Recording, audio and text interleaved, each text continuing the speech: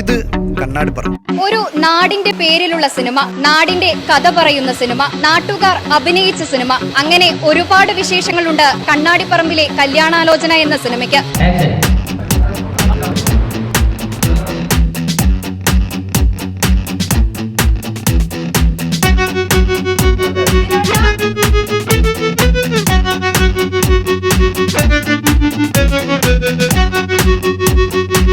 കണ്ണാടിപ്പറമ്പിലെ കല്യാണാലോചന.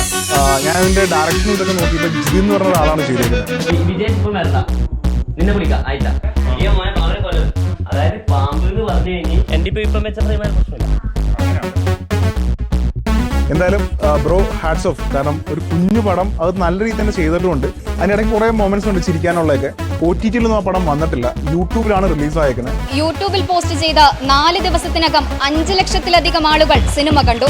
ചുരുങ്ങിയ ചിലവിൽ വളരെ ആലോചിച്ച് ഒരു കൂട്ടം യുവാക്കൾ നിർമ്മിച്ച സിനിമ ബിഗ് സ്ക്രീനിലും OTT പ്ലാറ്റ്ഫോമുകളിലും റിലീസായില്ലെന്നേ ഉള്ളൂ.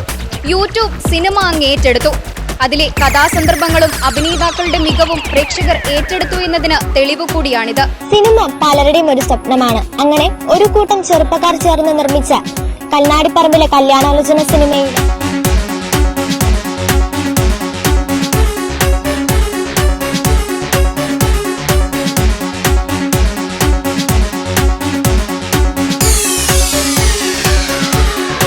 സിനിമ യൂട്യൂബിൽ വൻ തരംഗമായിക്കൊണ്ടിരിക്കുകയാണ്. ഇനിയും ഈ ഒരു ടീമിന് നിരവധി സിനിമകൾ ചെയ്യാൻ പറ്റട്ടെ.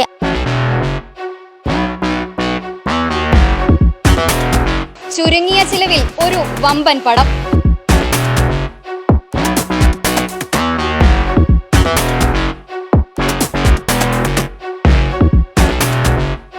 എന്റെ പൊന്നു ഒരു രക്ഷയില്ല കേട്ടോ. കണ്ണാടിപ്പറമ്പിലെ കല്യാണാലോചന എന്ന് പറഞ്ഞിട്ടുള്ളൊരു മൂവി. കണ്ണാടിപ്പറമ്പിലെ കല്യാണാലോചന എന്നുള്ള സിനിമ യൂട്യൂബിൽ റിലീസ് ചെയ്തിട്ടുണ്ട്. ഈ പടം നിങ്ങൾ എന്താ പറയാ, 1.5 മണിക്കൂറിന്റെ പടം ഫുള്ളായിട്ട് കാണും. അടിപൊളിയായിട്ടുള്ള മൂവിയാണ്. നല്ല ഗ്രാമീണ അന്തരീക്ഷത്തിൽ നടക്കുന്ന ഫണ്ണി ആയിട്ടുള്ള ഒരു അടിപൊളി മൂവിയാണ്. ഇനിയും കാണാത്തവരുണ്ടെങ്കിൽ ഒന്ന് കണ്ടു നോക്കാനേ ഉറപ്പായിട്ട് ഇഷ്ടപ്പെടും.